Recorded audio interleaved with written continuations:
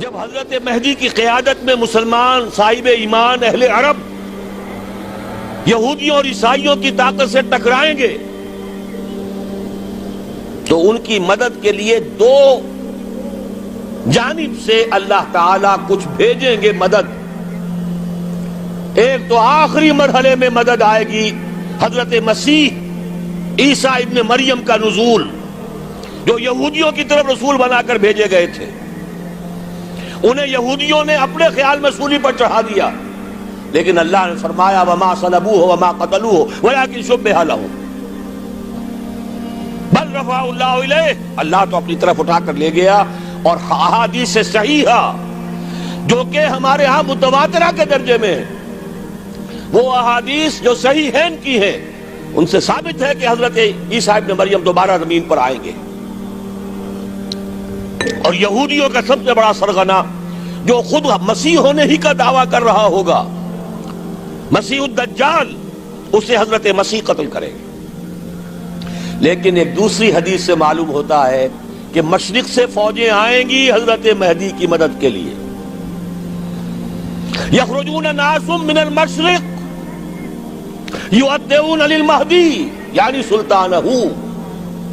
مشرق کی طرف سے فوجیں آئیں گی کہ جو مہدی کی حکومت کو مستحکم کریں گی.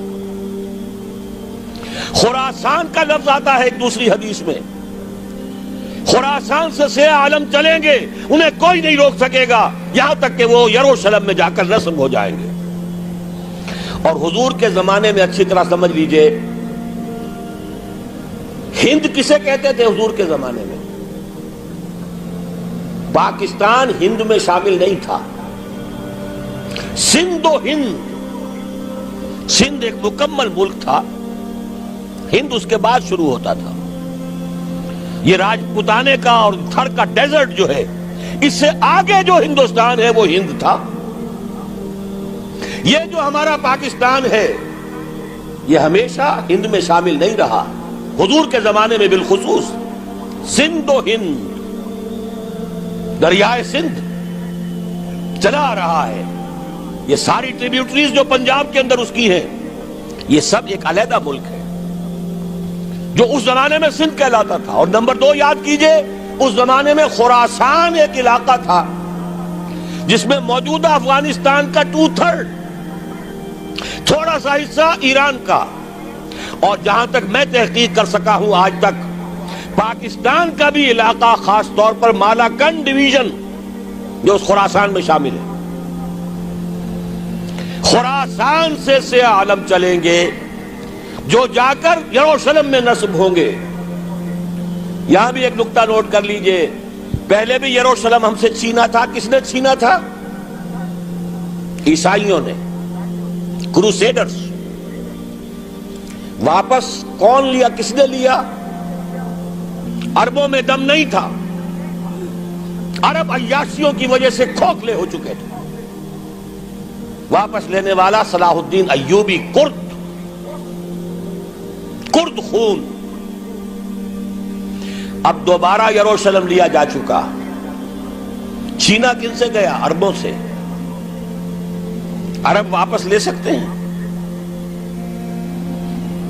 کوئی اندیشہ اگر ہو سکتا تھا عراق کے بارے میں کہ شاید اس کے ایٹمک دانت نکل آئے، جو سازش کی گئی، جس طرح اس احمق اور پاگل صدام حسین کو دام میں پھنسایا گیا. صدام 100 جال، دام کہتے ہیں جال کو، 100 اس میں جو پھنسا ہے تو اگلا پچھلا کھایا پیا سب اگلوا لیا. اور ہے ہی کون؟ اس کے پاس ایٹمک ہتھیاروں کا ذخیرہ موجود ہے، اور کسی کے وہ ایٹمک دانت بھی نکلنے نہیں دے رہے. پاکستان کے اوپر کتنا دباؤ، اور ہمیں نہیں پتا کتنا کچھ دباؤ قبول کیا جا چکا.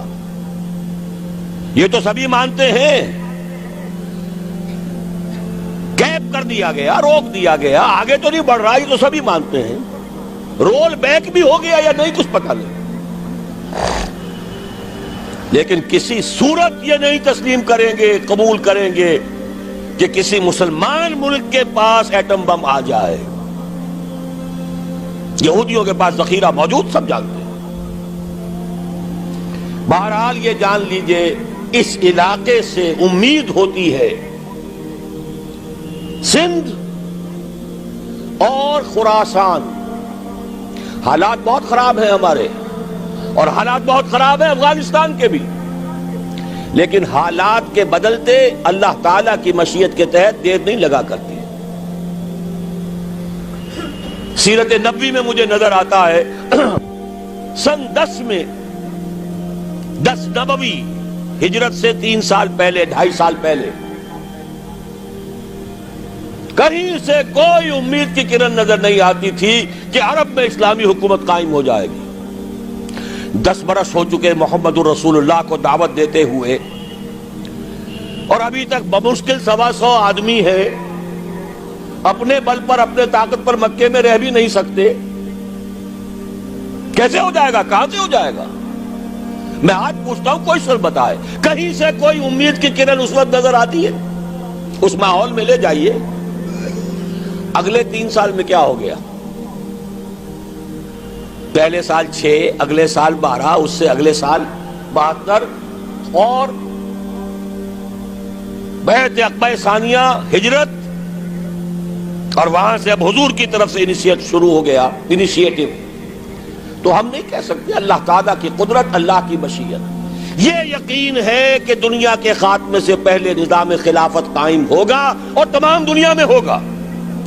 ظاہر ہے کہیں پہلے کسی ایک جگہ سے ہوگا، جیسے حضور کے زمانے میں ہوا. اگر بیک وقت پوری دنیا میں ہو سکتا تو حضور کے دست مبارک سے ہوتا.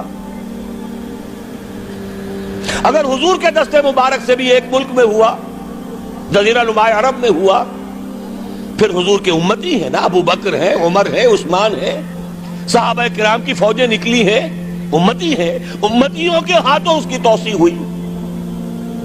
اب بھی یہی ہوگا، کسی ایک علاقے میں ہوگا. میرا گمان ہے، میں یہ یقین سے نہیں کہہ سکتا. گمان بھی میرا ان احادیث کی روشنی میں ہے جو میں نے آپ کو بتا دی اور موجود ہے اس کتابچے کے اندر. علامہ اقبال نے بھی انہی کے حوالے سے کئی کہا ہے، میرے عرب کو آئی ٹھنڈی ہوا جہاں سے، میرا وطن وہی ہے، میرا وطن وہی ہے. اس علاقے سے کچھ ہونے والا ہے اور ہوگا انشاءاللہ. میری زندگی میں نہ ہو، آپ کی زندگی میں نہ ہو، کوئی پرواہ نہیں. حضرت حمزہ تو شہید ہو گئے غزوہ احد میں. 5 سال کے بعد حضور مکے میں داخل ہوئے ہیں فاتح کی حیثیت سے. حضرت حمزہ کی نگاہوں نے، ان آنکھوں نے تو نہیں دیکھا، عالم ارواح میں اللہ نے کیا مشاہدہ کرایا ہوگا انہیں، وہ تو ہمیں معلوم نہیں. بعض صحابہ شہید کر دیے گئے مکے ہی میں. بہت بڑی کامیابی. اپنی جان لگا دیں، اپنے آپ کو کھپا دیں، اپنے آپ کو مٹا دیں.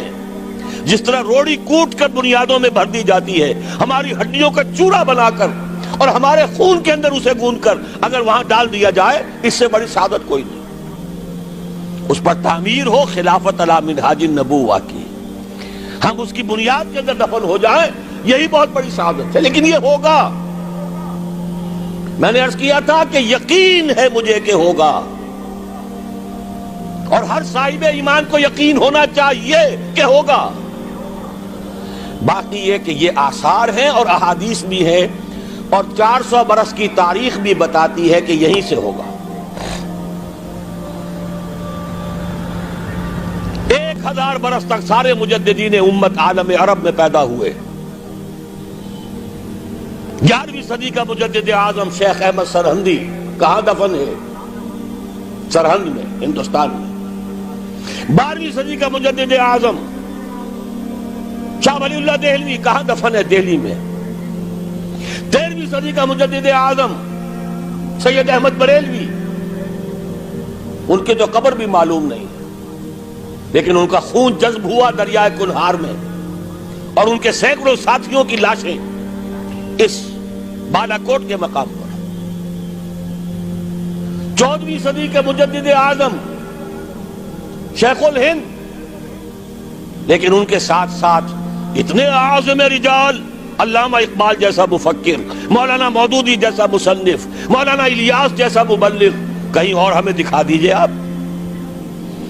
میں کل کہیں عرض کر رہا تھا، دیکھیے پہلے جو ہے 1000 برس تک ہر خیر ہندوستان میں باہر سے آ رہا تھا۔ معین الدین اجمیری باہر سے آ رہے ہیں، شیخ علی حجویری باہر سے آ رہے ہیں، سندھ میں جتنے اولیاء دفن ہیں سب کے سب باہر سے، ایران سے چلے آ رہے ہیں۔ لیکن جیسے ہی 11ویں صدی شروع ہوئی، ریورس ہو گیا آرڈر۔ اب سلسلہ مجددیہ نقشبندیہ اب ہندوستان سے نکل کر پھیل رہا ہے۔ پورا افغانستان، پورا ترکستان، تمام یہ ترک ریاستیں جو آزاد ہوئی ہیں ابھی USSR کے خاتمے کے بعد، یہاں تک کہ سائپرس، جزیرہ قبرص، پورا ترکی جو اب بھی ہے موجودہ ترکی، سلسلہ مجددیہ نقشبندیہ کہاں سے چلا؟ ہندوستان سے پھیل گیا پورے عالم اسلام۔ مفکر، علماء دین اور تمام علوم دینی کا مجدد شاہ ولی اللہ دہلوی، خالص ترین جہاد فی سبیل اللہ دور صحابہ کے بعد جماعت مجاہدین جام شہادت نوش کیا، سینکڑوں ہمارے مجاہدین۔ پھر 14ویں صدی میں اقبال جیسا مفکر، مودودی جیسا، دوبارہ دوہرا رہا ہوں، مصنف، مولانا الیاس جیسا مبلغ مجھے تو کہیں نظر نہیں آتا۔ تمام مسلمان ممالک آزاد ہوئے، کہیں اسلام کا نام نہیں لگا، نہ سیوکارنوں نے نعرہ لگایا، نہ کہیں کسی اور نے نعرہ لگایا۔ عربوں نے بھی عرب نیشنلزم کا نعرہ لگایا، اسلام کا نعرہ نہیں۔ تحریک پاکستان میں نعرہ لگا، پاکستان کا مطلب کیا؟ لا الہ الا اللہ۔ صبح عرض کر چکا ہوں، تحریک خلافت پوری دنیا میں کہیں نہیں، صرف بر عظیم پاک و ہند میں۔ اور کیسی تحریک خلافت کہ ہندو شریک ہوئے، گاندھی شامل ہوا، پورے ہندوستان کو جس نے گنجا دیا۔ یہ دوسری بات ہے کہ جب خود مصطفیٰ کمال نے ختم کر دیا تو اب کیا کرتے؟ مدعی سست گواہ چست۔